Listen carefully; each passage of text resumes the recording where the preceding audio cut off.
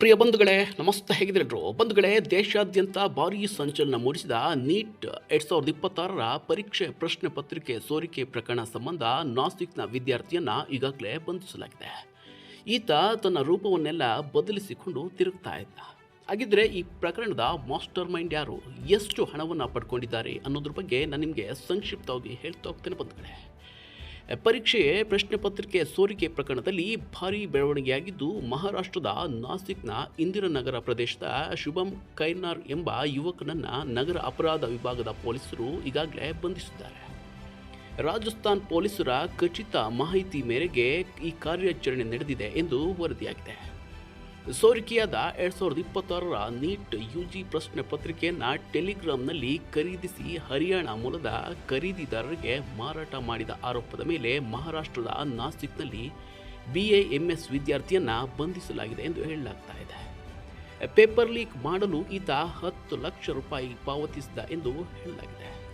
ಈ ಪ್ರಕರಣಕ್ಕೆ ಸಂಬಂಧಿಸಿದಂತೆ ಇದುವರೆಗೆ 5 ರಾಜ್ಯಗಳಲ್ಲಿ ಒಟ್ಟು 9 ಜನರನ್ನು ಬಂಧಿಸಲಾಗಿದ್ದು, ಸುಮಾರು 45ಕ್ಕೂ ಹೆಚ್ಚು ಜನರನ್ನು ವಶಕ್ಕೆ ಪಡೆದು ವಿಚಾರಣೆ ನಡೆಸಲಾಗ್ತಾ ಇದೆ. ಹಾಗಿದ್ರೆ ಯಾರು ಈ ಶುಭಂ ಕೈರ್ನಾರ್?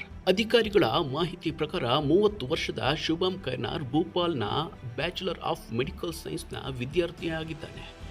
ಮೂಲತಃ ನಾಸಿಕ್ ಜಿಲ್ಲೆಯ ನಂದಗಾಂವ್ ತಾಲೂಕಿನವನಾದ ಈತ ಸದ್ಯ ನಾಸಿಕ್ನ ಇಂದಿರಾನಗರದಲ್ಲಿ ಕುಟುಂಬದೊಂದಿಗೆ ವಾಸವಾಗಿದ್ದನು.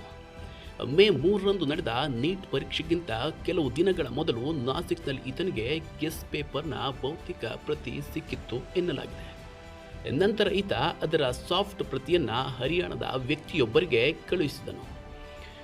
ಗುರುತು ಸಿಗದಂತೆ ತಲೆ ಕೂದಲನ್ನು ಕತ್ತರಿಸಿ ತನ್ನ ರೂಪವನ್ನೆಲ್ಲ ಬದಲಿಸಿಕೊಂಡು ತಿರುಗ್ತಾ ಇದ್ದ ಈ ಶುಭಂ ಇತ್ತೀಚೆಗಷ್ಟೇ ದೇವಸ್ಥಾನಕ್ಕೆ ತೆರಳುತ್ತಿದ್ದಾಗ ಪೊಲೀಸರ ಬಲೆಗೆ ಬಿದ್ದಿದ್ದಾನೆ. ಹಳೆಯ ಫೋಟೋಗಳನ್ನೆಲ್ಲ ಸಹಾಯದಿಂದ ಪೊಲೀಸರು ಆತನನ್ನು ಗುರುತು ಪಡೆದು ವಶಕ್ಕೆ ಪಡೆದುಕೊಂಡಿದ್ದಾರೆ. ಹಾಗಾದರೆ ಈ ಪ್ರಕರಣದ ಮಾಸ್ಟರ್ ಮೈಂಡ್ ಯಾರು ಗೊತ್ತಾ? ಈ ಪೇಪರ್ ಸೋರಿಕೆ ಜಾಲದ ಹಿಂದೆ ಮನೀಶ್ ಯಾದವ್ ಎಂಬಾತ ಮಾಸ್ಟರ್ ಮೈಂಡ್ ಆಗಿ ಕೆಲಸ ಮಾಡಿದ್ದಾನೆ ಎಂದು ಶಂಕಿಸಲಾಗಿದೆ. ಜಾಲವನ್ನು ಸಂಯೋಜಿಸುವಲ್ಲಿ ಪ್ರಮುಖ ಪಾತ್ರ ವಹಿಸಿದ ಈತನನ್ನು ಈಗಾಗಲೇ ಕಸ್ಟಡಿಗೆ ಪಡೆಯಲಾಗಿದೆ. ಇದರೊಂದಿಗೆ ಸೋರಿಕೆಯಾದ ಪ್ರಶ್ನೆ ಪತ್ರಿಕೆಗಳನ್ನು ಹಂಚಿಕೆ ಮಾಡಿದ ಆರೋಪದ ಮೇಲೆ ರಾಕೇಶ್ ಮಂಡವಾರಿಯಾ ಎಂಬಾತನನ್ನು ಕೂಡ ಬಂಧಿಸಲಾಗಿದೆ. ಹಾಗಿದ್ರೆ 2026ರ ಪರೀಕ್ಷೆ ರದ್ದಾಗುತ್ತಾ? ಮೇ 3ರಂದು ನಡೆದ ಪರೀಕ್ಷೆ ಪ್ರಶ್ನೆ ಪತ್ರಿಕೆ ಸಾಮಾಜಿಕ ಜಾಲತಾಣದಲ್ಲಿ ಹರಿದಾಡುತ್ತಿದ್ದ ಗೆಸ್ ಪೇಪರ್ ಪತ್ರಿಕೆಗಳ ಹೋಲಿಕೆಯಾದ ಹಿನ್ನೆಲೆಯಲ್ಲಿ ಕೇಂದ್ರ ಸರ್ಕಾರ ಪರೀಕ್ಷೆಯನ್ನು ರದ್ದುಗೊಳಿಸಿದೆ. ಪ್ರಕರಣದ ಸಮಗ್ರ ತನಿಖೆಗಾಗಿ ಇದನ್ನು CBIಗೆ ವಹಿಸಲಾಗಿದೆ. ಮೇ 3ರಂದು ನಡೆದ ವೈದ್ಯಕೀಯ ಪ್ರವೇಶ ಪರೀಕ್ಷೆಯನ್ನು ಅಧಿಕೃತವಾಗಿ ರದ್ದುಗೊಳಿಸಲಾಗಿದೆ. ಜೊತೆಗೆ ಪರೀಕ್ಷೆಯನ್ನು ಮರು ನಡೆಸಲು ರಾಷ್ಟ್ರೀಯ ಪ್ರಾಧಿಕಾರ ಚಿಂತನೆಯನ್ನು ನಡೆಸಿದೆ. ಈ ಪರೀಕ್ಷೆಯನ್ನು ಯಾವಾಗ ನಡೆಸುತ್ತೆ, ಯಾವ ದಿನಾಂಕದಂದು ಅಂತ ಈಗಾಗಲೇ ಸ್ಪಷ್ಟಪಡಿಸಿಲ್ಲ.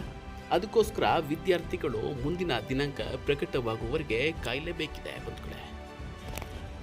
ಅದೇನೇ ಇರಲಿ ಬಂಧುಗಳೇ, ವರ್ಷವಿಡೀ ಕಷ್ಟಪಟ್ಟು ಓದಿ ವೈದ್ಯಕೀಯ ಸೀಟನ್ನು ಗಿಟ್ಟಿಸಿಕೊಳ್ಬೇಕು ಅಂತ ಕೂತಂತಹ ಸಾಕಷ್ಟು ವಿದ್ಯಾರ್ಥಿಗಳ ಕನಸಿನ ಆಸೆಗೆ ತಣ್ಣೀರು ಎರಚಿದಂತಾಗಿದೆ.